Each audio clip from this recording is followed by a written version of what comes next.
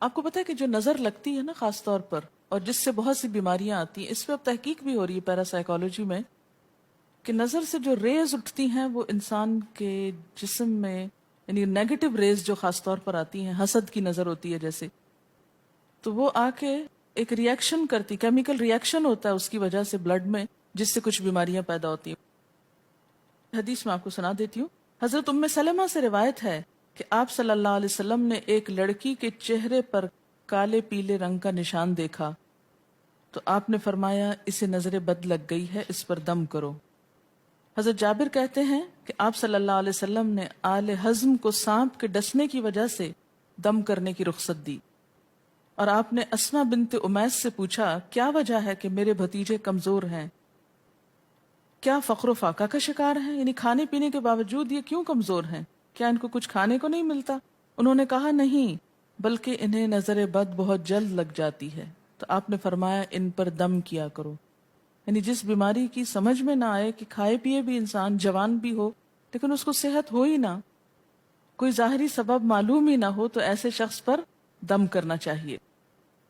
حضرت عائشہ صدیقہ کہتی ہیں کہ رسول اللہ صلی اللہ علیہ وسلم نظر بد کی وجہ سے دم کرنے کا حکم دیتے تھے۔ حضرت انس کہتے ہیں کہ آپ صلی اللہ علیہ وسلم نے نظر بد اور بچھو وغیرہ کے ڈسنے سے اور پھوڑوں سے دم کرنے کی اجازت دی، یعنی پھوڑے وغیرہ جو ہوتے ہیں نا اس پر بھی دم کی اجازت دی، تو جسمانی بیماری ہے نا۔ اور نظر کے بارے میں تو یہ بھی کہا گیا ہے، حدیث میں آتا ہے کہ نظر بد کا لگنا حق ہے، انسان کو اونچے پہاڑ سے گرا سکتی، کیونکہ ہوتا کیا ہے کہ جب ایک خاص اینگل سے دیکھا جاتا ہے تو دوسرے انسان کے جسم میں جیسے لرزہ سا آ جاتا ہے نا، اور انسان ہل جاتا ہے۔ اس کی دلیل قرآن میں بھی ہے، ایک سورت کے آخر میں آتا ہے وَإِن يَكَادُ الَّذِينَ كَفَرُوا لَيُزْلِقُونَكَ بِأَبْصَارِهِمْ لَمَّا سَمِعُوا الذِّكْرَ، کہ قریب ہے کہ کچھ کافر آپ کو اپنی نگاہوں سے کیا کر دیں، پھسلا دیں جب یہ قرآن سنتے ہیں۔ یعنی وہ سننے نہیں آتے تھے، صرف آپ کو گھورتے رہتے تھے۔ اور کس لیے گھورتے رہتے تھے؟ تاکہ آپ بول نہ سکیں، آپ لرز جائیں، ڈگمگا جائیں، اپنا کام چھوڑ دیں، بری نیت سے آتے تھے۔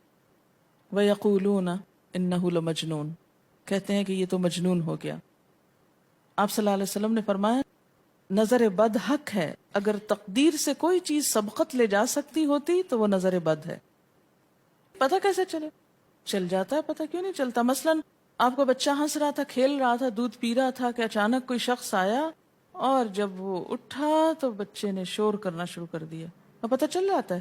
بعض اوقات گھر ہی کے لوگوں کی لگ جاتی، بعض اوقات محبت سے بھی لگ جاتی، کہ بچہ کھیل رہا تھا، آپ دیکھتے کہ وہ گر پڑا، اچانک رونا دھونا شروع ہو گیا، سر پٹ گیا۔ حدیث میں آتا ہے نظر بد انسان کو موت تک اور اونٹ کو ہانڈی تک پہنچا دیتی ہے۔ اونٹ کو ہانڈی تک پہنچانے کا مطلب کیا ہے؟ ذبح کرنا پڑ جاتا ہے، تڑپنے لگتا ہے۔ آپ صلی اللہ علیہ وسلم نے فرمایا اللہ کی قضاء اور تقدیر کے بعد سب سے زیادہ نظر بد کی وجہ سے میری امت میں اموات ہوں گی۔ آپ صلی اللہ علیہ وسلم نے فرمایا نظر بد سے اللہ کی پناہ طلب کیا کرو، کیونکہ نظر بد کا لگنا حق ہے۔ اسما بنت امیس نے آپ سے گزارش کی کہ بنو جعفر کو نظر بد لگ جاتی ہے تو کیا وہ ان پہ دم کر سکتی ہیں؟ آپ نے فرمایا ہاں، یعنی ایک عورت بھی دم کر سکتی ہے، اور اگر تقدیر سے کوئی چیز سبقت لے جانے والی ہوتی تو وہ نظر بد ہے۔ آپ نے فرمایا بے شک نظر بد انسان پر اثر انداز ہوتی ہے، حتیٰ کہ اگر وہ ایک اونچی جگہ پر ہو تو نظر کی وجہ سے گر بھی سکتا ہے، یعنی فزیکلی بھی اثر انداز ہوتی۔ اور آپ دیکھیں کہ وہ قرآن پاک میں نہیں آتا وَمِن شَرِّ حَاسِدٍ إِذَا حَسَدَ، اور حاسد کی شر سے جب وہ حسد کرے، تو نظر بد ہوتی کس کی ہے؟ حاسد کی ہوتی۔ بری نظر کس کی ہوتی ہے؟ حاسد کی۔ تو جو صبح شام 3 دفعہ یہ پڑھتے رہیں ان کو حاسد کچھ نہیں کر سکتے، ان کا کچھ نہیں بگاڑ سکتے، جتنا چاہیں گھورتے رہیں۔ اسی طرح ابن کثیر نے کہا کہ نظر بد کا اللہ کے حکم سے لگنا اور اثر انداز ہونا حق ہے۔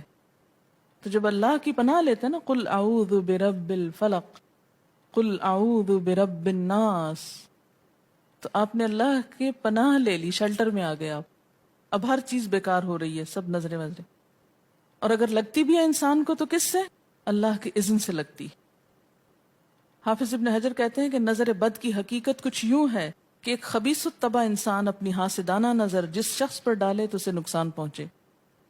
ابن قیم کہتے ہیں کچھ کم علم لوگوں نے نظر بد کی تاثیر کو باطل قرار دیا ہے، اور ان کا کہنا ہے کہ یہ محض توہم پرستی ہے اور اس کی کوئی حقیقت نہیں، لیکن حقیقت یہ ہے کہ یہ لوگ سب سے زیادہ جاہل اور ارواح کی صفات اور ان کی تاثیر سے ناواقف ہیں، اور ان کی عقلوں پہ پردہ پڑا ہوا ہے، جبکہ تمام امتوں کے عقلاء باوجود اختلاف مذاہب کے نظر بد سے انکار نہیں کرتے، یعنی صرف اسلام میں نہیں، دیگر مذاہب میں بھی یہ کانسیپٹ پایا جاتا ہے، اگرچہ نظر بد کے سبب اور اس کی جہت تاثیر کے سلسلے میں ان میں اختلاف ہے۔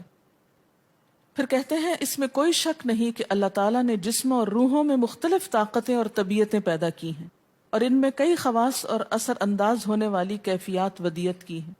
آپ دیکھیں کہ لو چلتی ہے تو اثر نہیں ہوتا، اس کا بھی تو اثر ہوتا ہے نا، حالانکہ وہ نظر نہیں آ رہی ہوتی، اور کسی عقل مند کے لیے ممکن نہیں کہ وہ جسموں میں روحوں کی تاثیر سے انکار کرے، کیونکہ یہ چیز خود دیکھی اور محسوس کی جا سکتی ہے، اور آپ دیکھ سکتے ہیں کہ ایک شخص کا چہرہ اس وقت انتہائی سرخ ہو جاتا ہے جب اس کی طرف وہ انسان دیکھتا ہے جس کا وہ احترام کرتا ہے، اور اس سے شرماتا ہو، اور اس وقت پیلا پڑ جاتا ہے جب اس کی طرف ایک ایسا آدمی دیکھتا ہے جس سے وہ ڈرتا ہو، یعنی جس سے آپ ڈرتے ہیں وہ آپ کو دیکھے تو آپ کا رنگ پیلا ہو جاتا ہے۔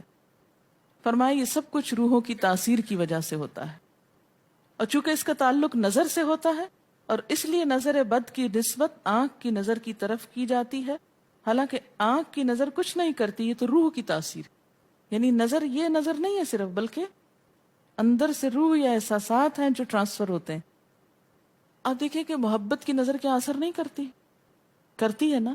اسی طرح نفرت کی، غصے کی، اور آپ کے چھوٹے بچے خاص طور پہ نظروں کو بہت پہچانتے ہیں۔ آپ نے دیکھا ہوگا کہ بچے کچھ لوگوں کے پاس فوراً چلے جاتے ہیں اور کچھ لوگوں کے پاس نہیں جاتے۔ بچوں کی مثال اس لیے دے رہی ہوں کہ وہ معصوم ہوتے ہیں نا، ان کو کسی نے سکھایا پڑھایا نہیں ہوتا کہ ادھر جاؤ اور ادھر نہ جاؤ، اور اگر آپ سکھائیں پڑھائیں بھی تو پھر بھی وہ اپنی مرضی کرتے ہیں، آپ کی نہیں مانتے، تو وہ ایک طرح سے بہترین جج ہوتے ہیں۔ بعض لوگوں کو دیکھ کے بچے رونے لگتے ہیں، بعض کو دیکھ کے مسکرانے لگتے ہیں، ہاں؟ تو یہ ایسا کیوں ہوتا ہے؟